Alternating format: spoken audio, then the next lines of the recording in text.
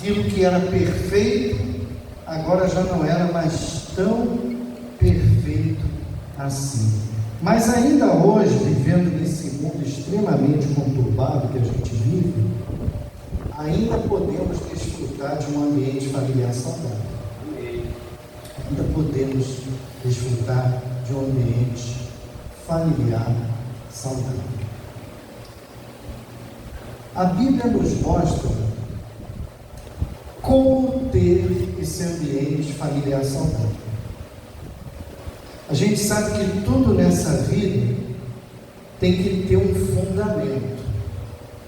Quando a gente vai lá para o livro de Mateus 7, se você quiser abrir a sua Bíblia comigo, no livro de Mateus 7, Jesus ele vai falar a respeito de dois tipos de fundamentos,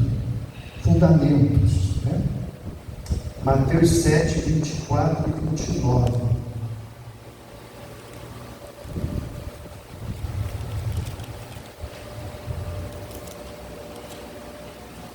Jesus aqui estava ensinando, né, através do famoso Sermão do Monte, e já chegando no final desse sermão, lá no verso 24, Jesus ele nos ensinou a respeito de dois fundamentos. Ele disse assim: todo aquele, pois, que ouve estas minhas palavras e as pratica, será comparado a um homem prudente que edificou a sua casa sobre a rocha. E caiu a chuva, transbordaram os rios, sopraram os ventos, e deram com ímpeto contra aquela casa, que não caiu, porque foi edificada sobre a rocha. E todo aquele que ouve estas minhas palavras e não as pratica, será comparado a um homem insensato, que edificou a sua casa sobre a areia. E caiu a chuva, transbordaram os rios, sopraram os ventos, e deram com ímpeto contra aquela casa, e ela desabou, sendo grande a sua ruína. Então Jesus, ele, em outras palavras, ele estava dizendo assim: olha, você quer ter uma família bem estruturada, se tratando da família? Então o fundamento da sua família tem que ser a rocha. Quem é a rocha na Bíblia, gente? Cristo. Cristo é a rocha. Eu me lembro há uns anos atrás, vocês talvez devem lembrar também, de uma chuva que caiu lá em Petrópolis, uma chuva violentíssima que caiu lá em Petrópolis, tão violenta que chegou até a mudar cursos de rio, tinham lá em cima, e muitas casas que estavam em encostas, o que aconteceu com aquela chuva? Desabaram, lembram disso?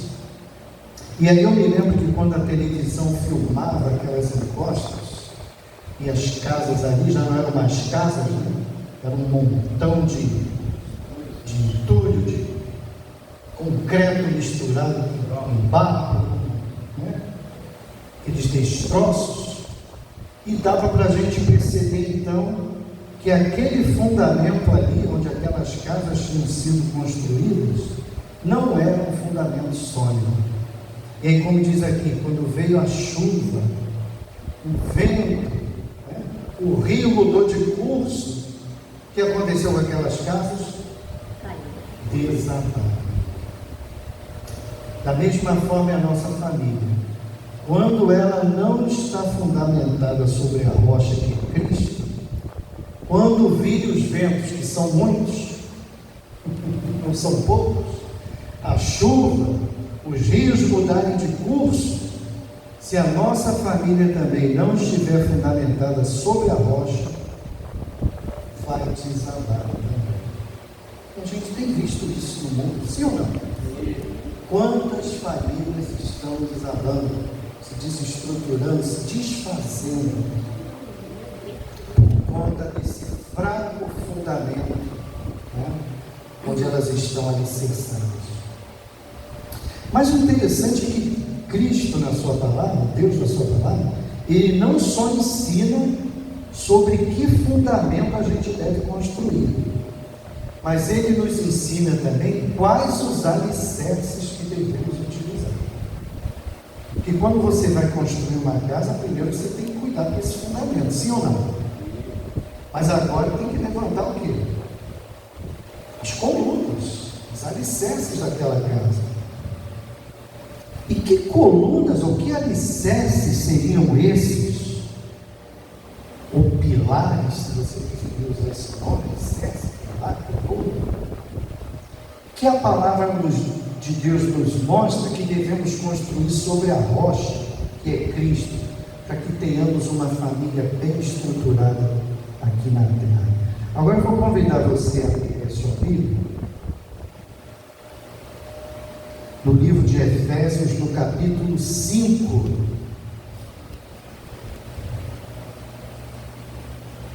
E nós vamos falar essa noite sobre 4 pilares importantíssimos que a família tem que construir sobre a rocha que é Cristo, para que a família possa estar construída bem alicerçada sobre a rocha. Primeiro fundamento, Efésios 5, versículo 25 ao 30. Todos acharam? Amém? Olha o que diz aí. Maridos, ame cada um a sua mulher, assim como Cristo amou quem? A igreja, e entregou-se por ela para santificá-la, tendo-a purificado pelo lavar da água, mediante a palavra, e para apresentá-la a si mesmo como igreja gloriosa, sem mancha, nem ruga ou coisa semelhante, mas santa e inculpável. Da mesma forma, os maridos devem amar cada um a sua mulher como a seu próprio corpo. Quem ama a sua mulher, ama a si mesmo. Além do mais, ninguém jamais odiou o seu próprio corpo, antes o alimenta e dele cuida, como também Cristo faz com a igreja, pois somos membros do seu corpo. Primeiro pilar que devemos construir sobre a rocha: o amor do marido pela esposa. Quantos são maridos aqui essa noite? Os 4 maridos aqui, né? Então presta atenção, marido. Na nossa língua, na língua portuguesa, o amor, ele tem vários significados. Mas a gente sabe que ali o Novo Testamento, a Bíblia, o Novo Testamento, ele foi escrito naquele grego koiné, que era o grego mais comum da época. E nesse grego a palavra amor, ela tem vários sentidos. Destacamos aqui 4 principais sentidos do amor no grego. O primeiro amor se chama eros. Eros é o amor romântico e tem a ver com aquela paixão no relacionamento do casal. Você já ficou apaixonado uma vez? Acho que a gente fica meio bobo, né? É esse mesmo, Francisco? A gente fica meio bobo para não apaixonar? Tão bobo que casa. É isso, a paixão que a gente fica assim, né? Parece que está nas nuvens. E não há nada que você não faça para agradar sua esposa. Uma vez eu contei, até acho que foi aqui na Igreja Boa Esperança, sobre a rosa do outro lado do rio. Vocês já ouviram essa história? A rosa do outro lado do rio? Quem já ouviu? Você lembra dela? A história é a seguinte, para quem não ouviu. Quando a gente está namorando, aquele período que está apaixonado, você está lá passeando com a futura esposa, né? Sua namorada ou noiva, enfim. Imagine que você está num campo assim belo, cheio de flores, flores diversas ali. E aí de repente você querendo agradar, nessa fase da paixão, a gente quer agradar todo o tempo. E aí você pergunta assim: amor, escolhe uma flor aí que eu vou colher para você. Mas as mulheres, não sei por que cargas d'água, elas escolhem para Rosinete, sempre a flor que está no lugar mais difícil. Boa.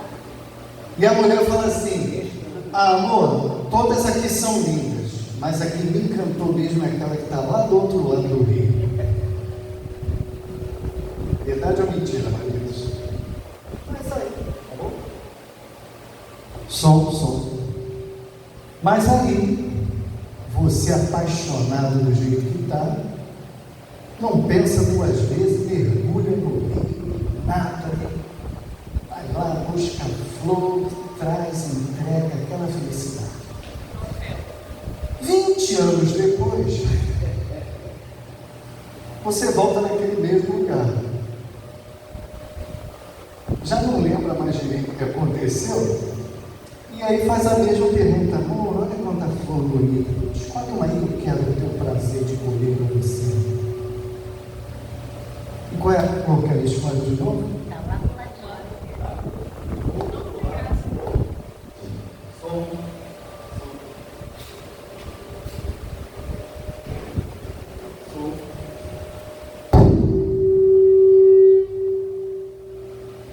Eu vou apanhar quando chegar em casa, que a gente já disse que é para não soprar o microfone. Diretora de música, desculpa aí. Mas aí o que acontece 20 anos depois? Francisco, Edivaldo, Davi, é a mesma disposição? Ô amor, mas esse rio, essa água é tão gelada. Eu não sei não, amor. Alguém já falou que pode ter jacaré nessa. Não é assim?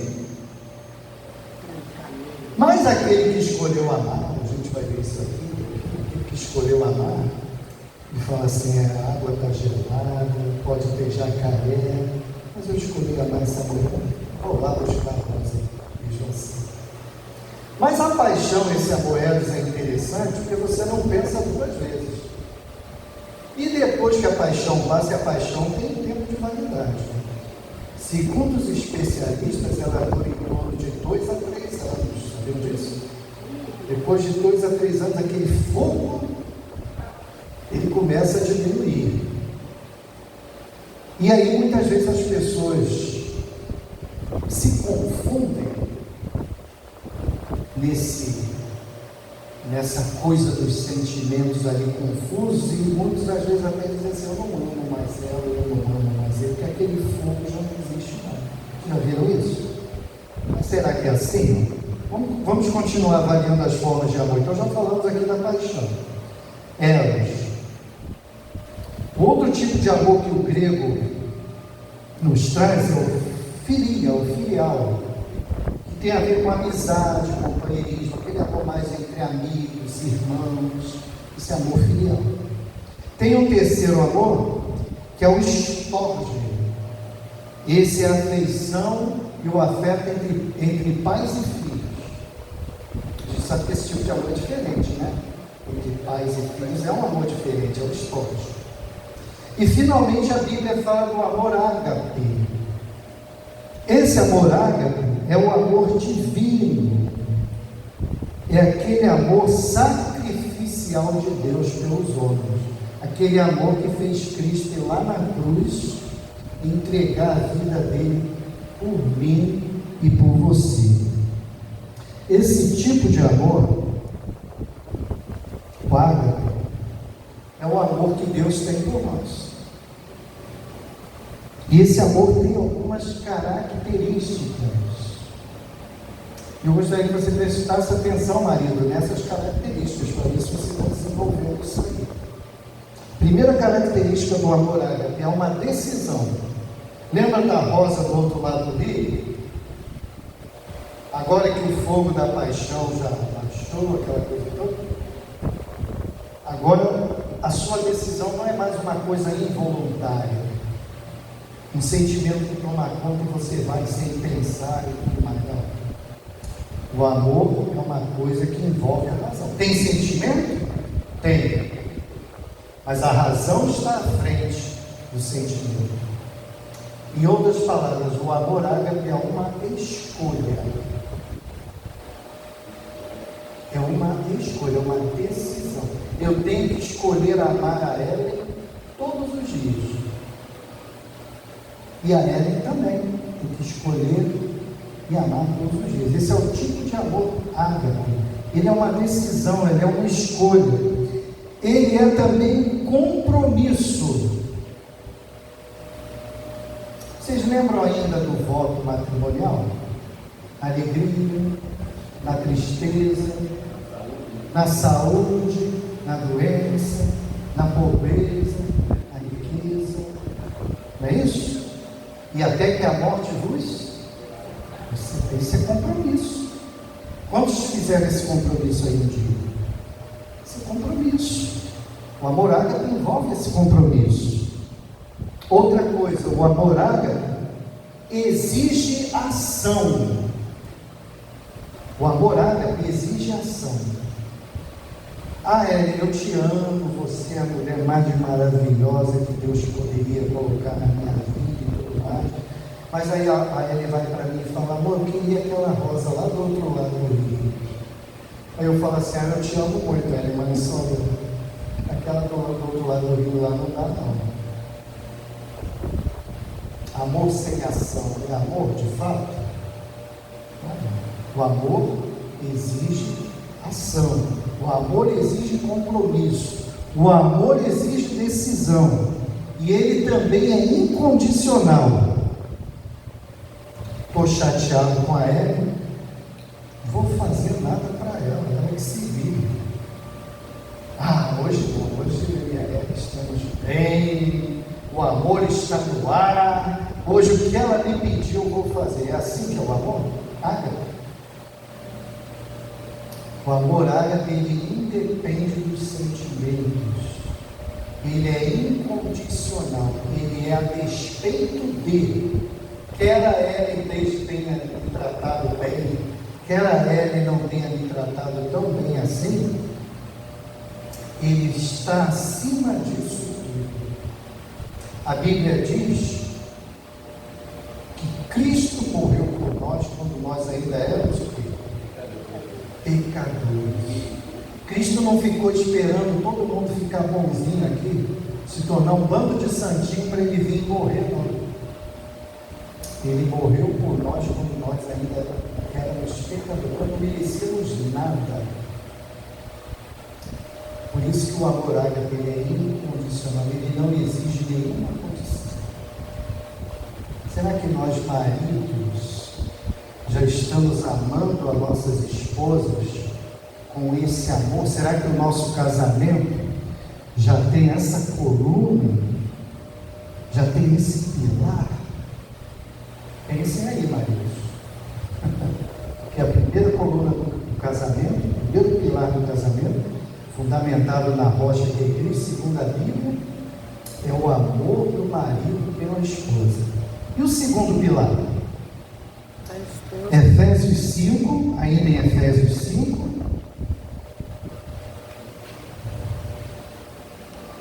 agora do versículo 22 ao 24. Esse é um dos textos mais polêmicos que existem na Bíblia. Vocês vão saber por quê. Acharam aí? Efésios 5, 22 a 24. Diz assim: mulheres, sujeite-se cada um a seu marido como ao Senhor, pois o marido é o cabeça da mulher, como também Cristo é o cabeça da igreja, que é o seu corpo, do qual ele é o Salvador. Assim como a igreja está sujeita a Cristo, também as mulheres estejam em tudo sujeitas a quem? Ao seu marido.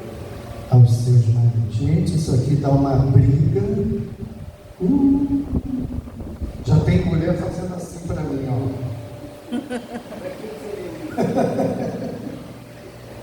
Não dava para pular essa coluna aí, não, irmão Ciro? Não dava para passar esse pilar por cima, não? Precisamos entender melhor o que a Bíblia diz.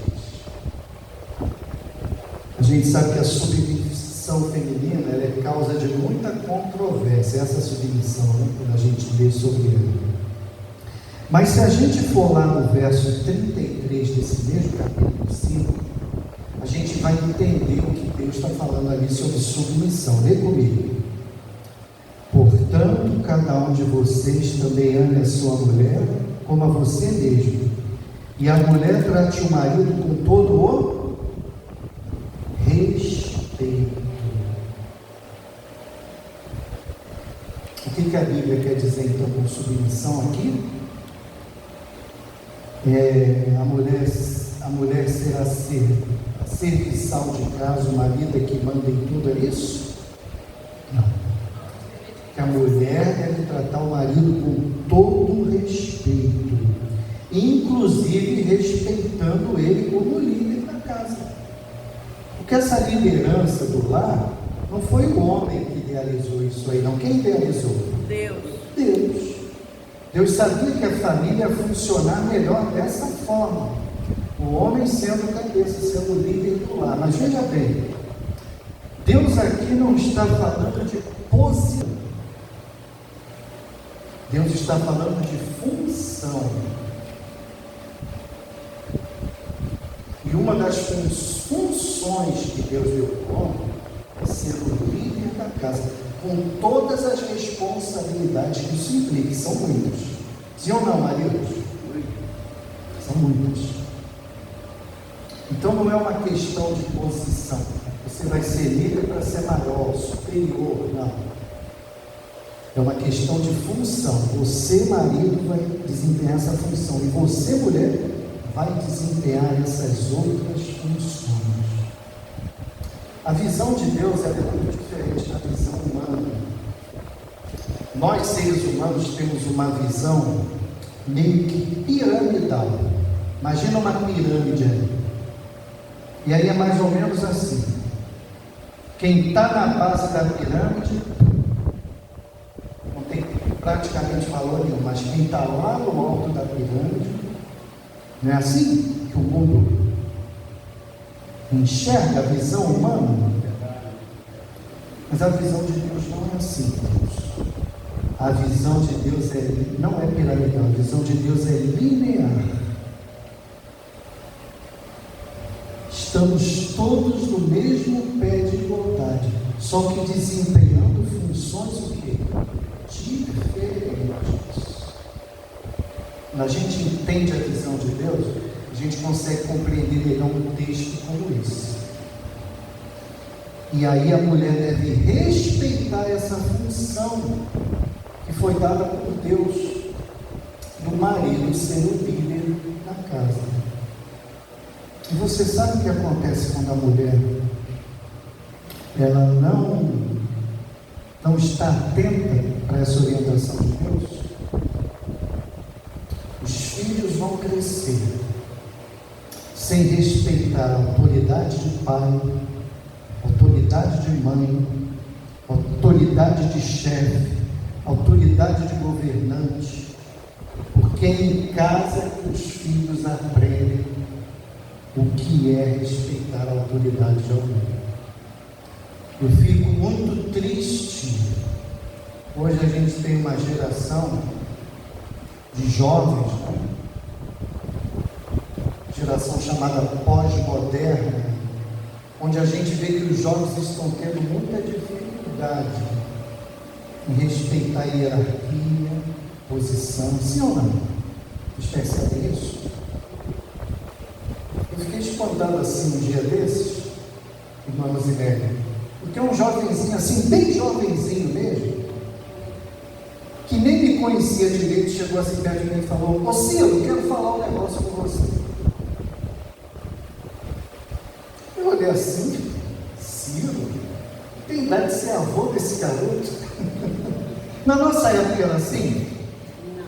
Era Senhor Ciro, Senhora Rosinelli. Mas hoje eu estou assim, Edivaldo. Ô Edivaldo, eu quero bater um papo aí com você. Não sei se isso causa impacto assim em vocês, me causa. Mas isso é um reflexo da dificuldade que essa geração está tendo em lidar com a hierarquia.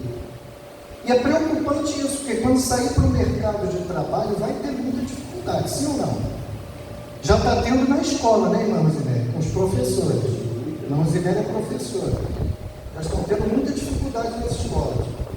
E futuramente, com os líderes de igreja, vão ter dificuldade com todo e qualquer tipo de liderança.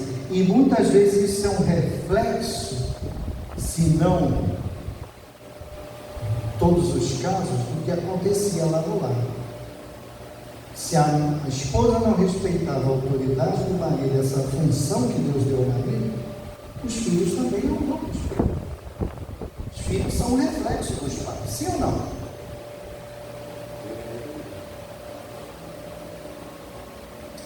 Na verdade, o primeiro Deus que os filhos conhecem é através dos seus pais. Se você foi um pai autoritário, duro, frio, insensível, é bem capaz que os seus filhos vejam Deus dessa mesma forma. Olha que responsabilidade a gente tem. Então, esse pilar aqui, queridos, é muito importante. Submissão significa ter respeito à posição de liderança estabelecida por Deus para o outro. Qual é o primeiro pilar, então? Quero ver se vocês estão atentos aqui. O amor do marido. O amor do marido pela esposa. E olha, presta atenção. Quando o marido ama a esposa de verdade, como a gente viu ali, o que é o amor de verdade? A esposa vai ter mais facilidade ou não de respeitar esse marido? O que vocês acham? Sim ou não? Muito mais. Muito mais. Quando o marido realmente ama a esposa como Cristo ama a igreja, disposto até a dar a vida se preciso for, acho que essa mulher vai ter todo o respeito do mundo por esse marido, sim ou não? Esses dois pilares estão muito interligados. Vamos para o terceiro? Que a hora está passando, né? Amanhã a gente trabalha. Terceiro pilar: a educação dada pelos pais no convívio com os filhos. Efésios 6, verso 4. Efésios 6, verso 4. Pais, não irritem seus filhos, antes criem-nos segundo a instrução e o conselho do Senhor. Deus, através do apóstolo Paulo, está dizendo aqui: pais, vocês devem ter cuidado para não provocar a ira dos filhos de vocês. E pedagogicamente falando, a gente percebe duas maneiras em que os pais podem provocar a ira aos filhos. Provérbios 29, 15.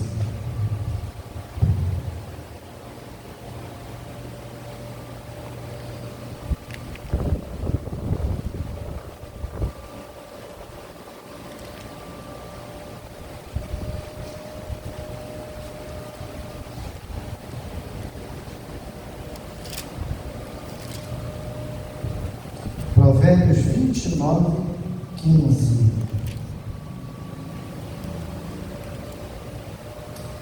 A vara e a disciplina dão o quê? Deixa a Fernanda achar aí. Carro, né? Provérbios 29, 15. A vara e a disciplina dão o quê? Sabedoria. Mas a criança entregue a si mesma vem o quê? Envergonhar a sua mãe. Falta de o quê? Educação. É lógico que existem maneiras e maneiras de educar. E a segunda forma de você provocar a ira dos seus filhos fala sobre isso.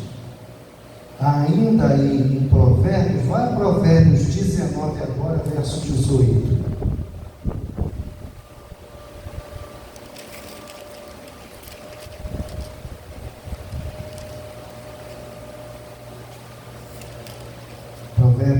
19, verso 18.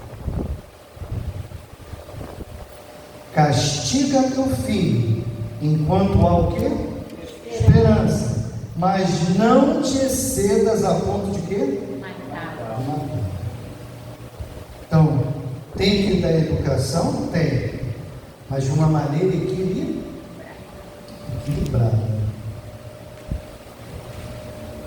Caiu tudo aqui agora.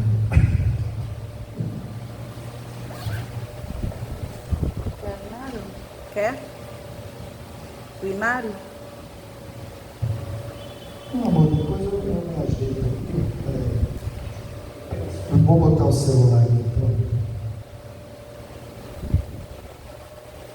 Deixa eu só me localizar aqui que o vento.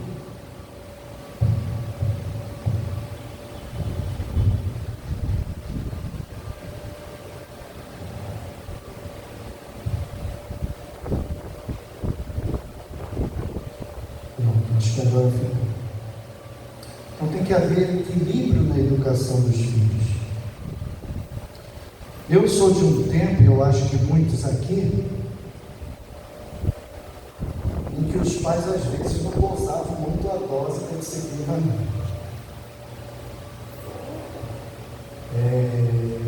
Não é o meu caso, mas eu tive colegas, amigos de infância, que chegaram a apanhar com o filho, esse filho aí de energia elétrica. Não sei se vocês já viram casos desse tipo, mas apanhavam com fios assim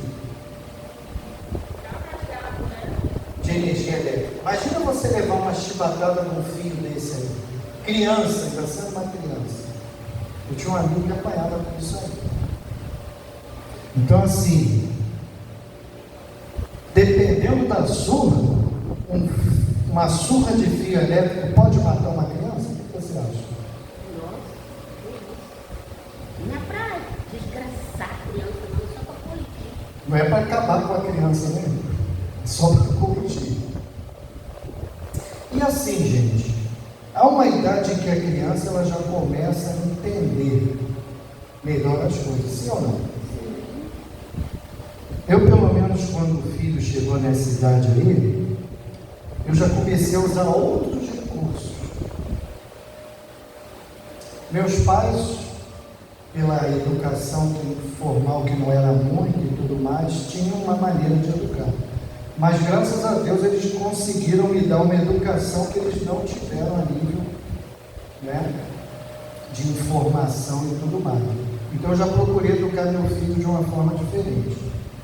Então, o que eu fazia quando ele deixava de cumprir um dos seus deveres? Tirava dele um dos privilégios que ele tinha. E vocês sabem que isso dói mais que uma surra? Porque a surra você deu, daqui a pouco passou, acabou. Agora, tira o celular dele. O que dói mais? O que vocês acham que dói mais? Estou dando um exemplo do celular, que na época do Ronald, o celular ainda não. O Ronald está com 34 anos. Naquela época ainda não. As crianças ainda não gozavam, até os adultos ainda não gozavam esse privilégio de todo mundo ter celular. O celular ainda era uma coisa caríssima, estava surgindo. Mas se fosse nos dias de hoje, certamente o Ronald estaria lá com o celular também. Então, o que dói mais? Você tirar o celular ou dar uma surra? E o que traumatiza menos? Você tirar o celular ou dar uma surra? É sério? Algo que eu destaco aqui, muito importante também na educação dos filhos, a gente já não tem mais tanto tempo assim, mas a forma também como você os repreende. Eu já vi, infelizmente, muitos pais, talvez por falta de informação, chegam para o filho e fala para ele: você não presta, você é um burro. E às vezes publicamente, envergonha mais ainda. E aí, Silvio, como é que eu devo repreender? Repreenda a atitude. Ataque a atitude, não a pessoa. Seu filho errou, você deve chegar perto dele, você deve até reafirmar o seu amor por ele. Olha, filho, papai e mamãe amam muito você, você é a coisa mais importante desse mundo, mas essa atitude aqui, aí você agora vai falar da atitude, e vai dar o castigo que você achar que aquela atitude merece. É diferente ou não é?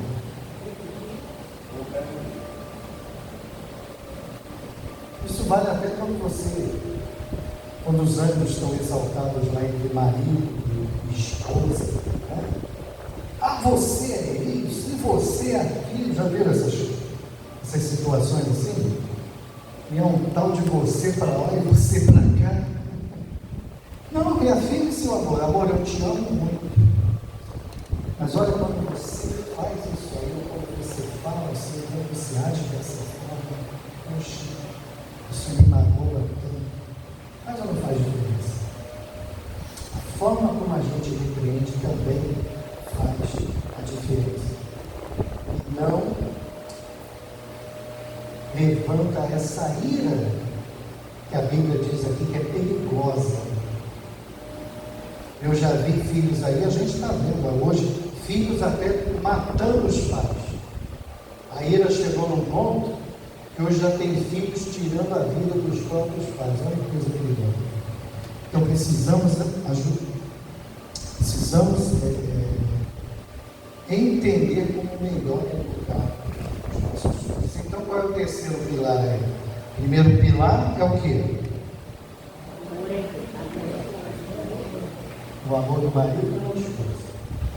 Vamos fazer um quadrado aqui, né? Botar lá, acho que tem 4 pilares. Então, primeiro pilar, marido, amor da esposa. Segundo pilar, esposa respeitando o marido. Terceiro pilar agora, educação dos filhos. E qual seria o quarto pilar? Vamos lá agora, o último pilar.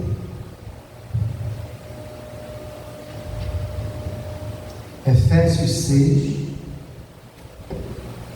1 a 3.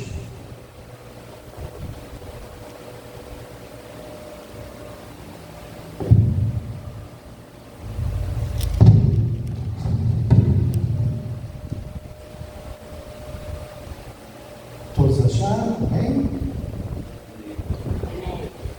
Filhos, obedeçam a seus pais no Senhor, pois isso é justo.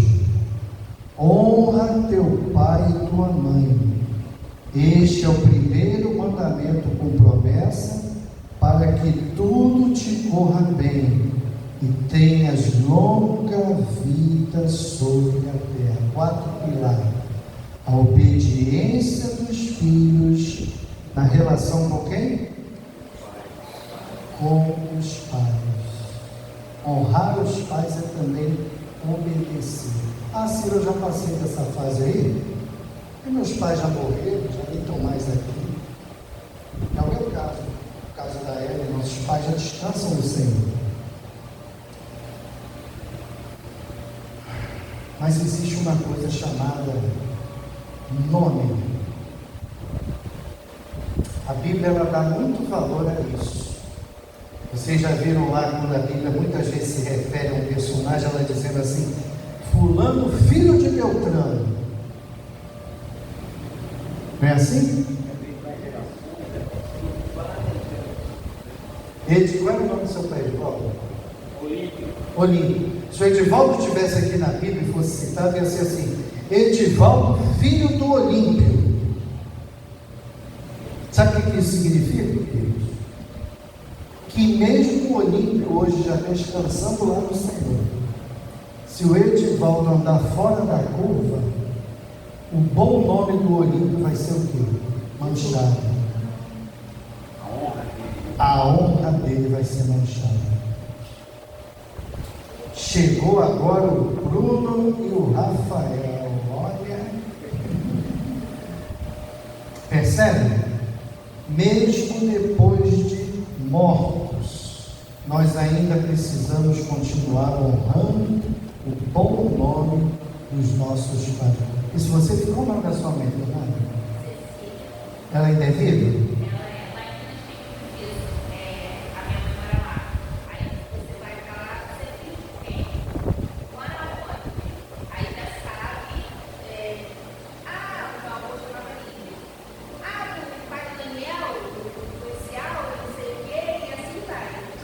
Aí imagina que você faça uma coisa errada lá.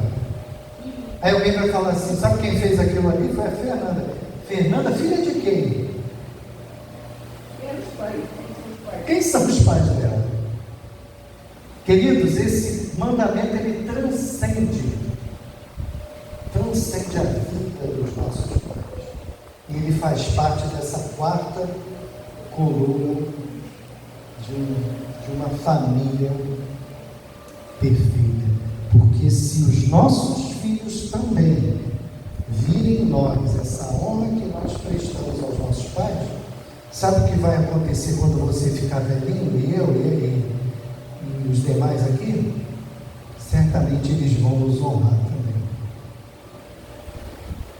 Muitas vezes, é lógico que isso não justifica, mas muitas vezes pessoas são jogadas lá no asilo e abandonadas, sabe por quê? Porque se você voltar na vida deles lá no passado, muitas vezes eles fizeram a mesma coisa, abandonaram os pais. E agora os filhos, se o modelo é esse, vão seguir. Percebe? Honra a teu pai e tua mãe, mesmo que eles já estejam hoje descansando no Senhor. Queridos, não tem mais tempo. A hora avança.